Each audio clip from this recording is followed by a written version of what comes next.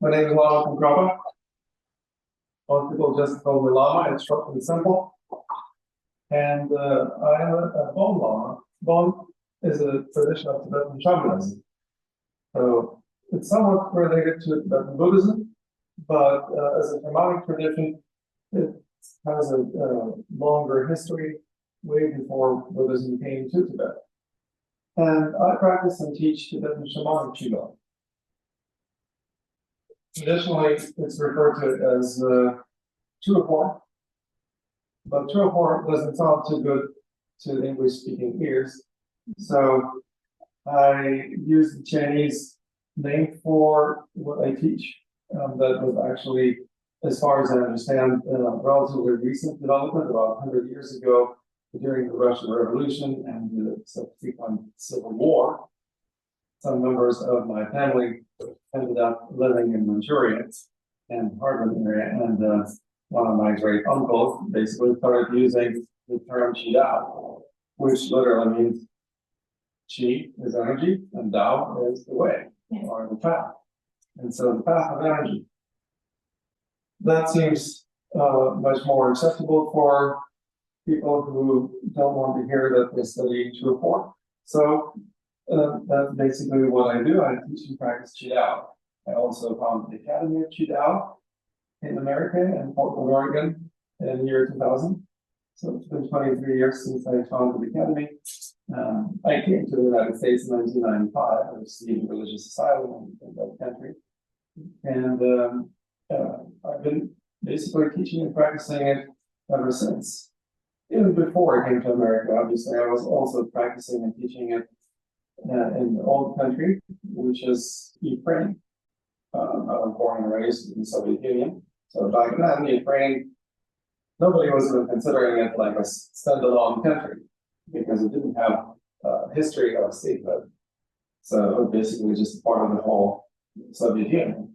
And my father's side of the family actually came from the part of Russia that is right on the border with Mongolia and China, called Tuva.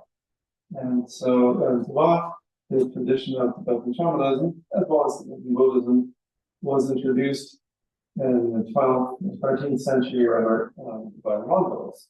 And you've probably heard of the Genghis Khan, the Mongol Empire, covered most of Eurasia at that time. And so Mongols have very similar culture and spiritual traditions to Tibetans. And so nowadays they're mostly Tibetan Buddhists. Most Mongols follow the Lukpa school of Tibetan Buddhism. But there is also a strong tradition of shamanism, both in Mongolia as well as in Tibet, that also became quite prevalent in Tuva and several other parts of Russia that, even to this day, remain Tibetan Buddhist countries, such as Tuva, also Buryatia and Transbaikalia. The Baikal Lake is a big lake in Siberia, and east of Baikal there's Transbaikalia, just north of Mongolia. That is another part of Russia that is a Buddhist country. And also there is a part of Russia, surprisingly enough, in the European part of the country called Kalmykia, just between the Azov Sea and the Caspian Sea. And that is also a part of Russia where both Tibetan Buddhism and Tibetan shamanism are practiced.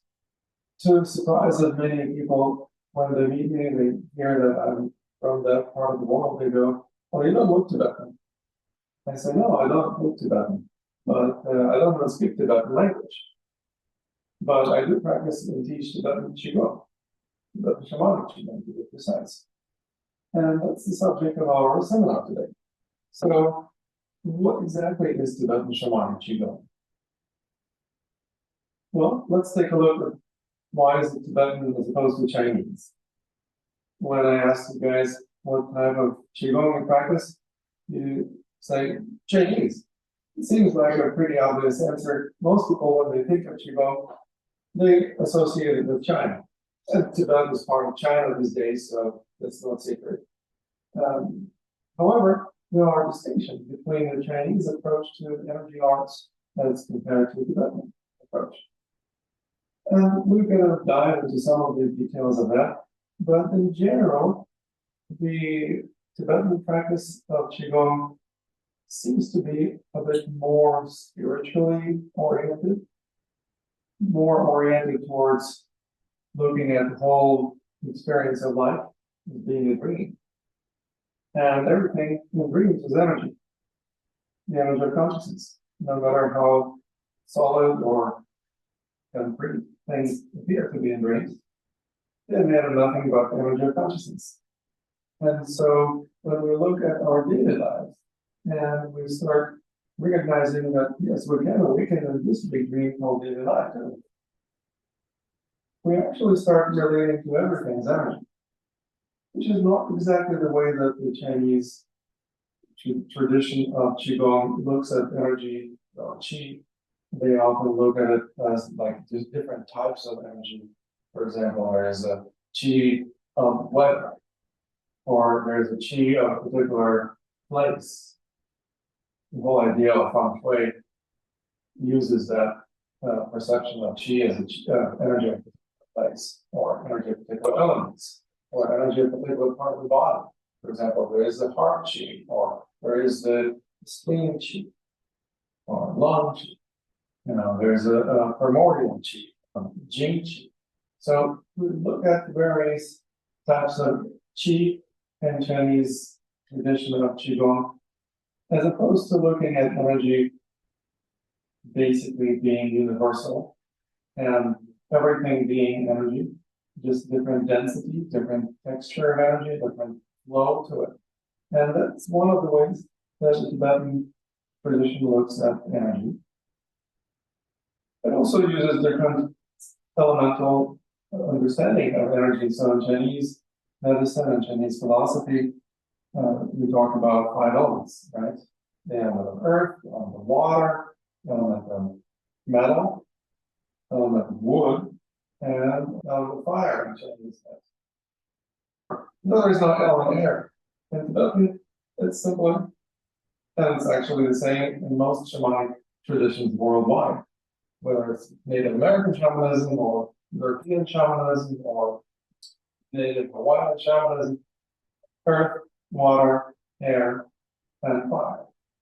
Now, there is also space in Tibetan philosophy that talks sometimes about space as being the 5th element. It's not really the element, it's more like a container for all the elements. Now, does it make any difference whether we consider 5 elements like in Chinese Qigong or the 4 elements as in Tibetan Qigong? Well, there's a little bit of distinction how we relate to the elements. Also, we look at the element of earth being representation of hard matter. So whether it's bone or wood or brick or metal, it's all hard matter. Basically, they kind of having certain qualities of density and hardness, and they have certain shape to them, as opposed to water, for example, doesn't have shape. Air doesn't have shape. But hard matter, by and large, has some shape.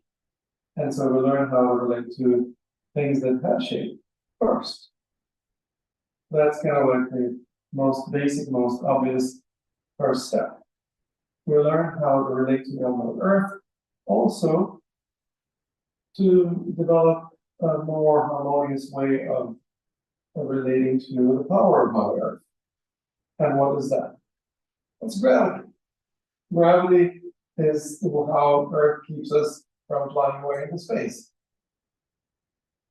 We learn how to become friends with gravity instead of struggling against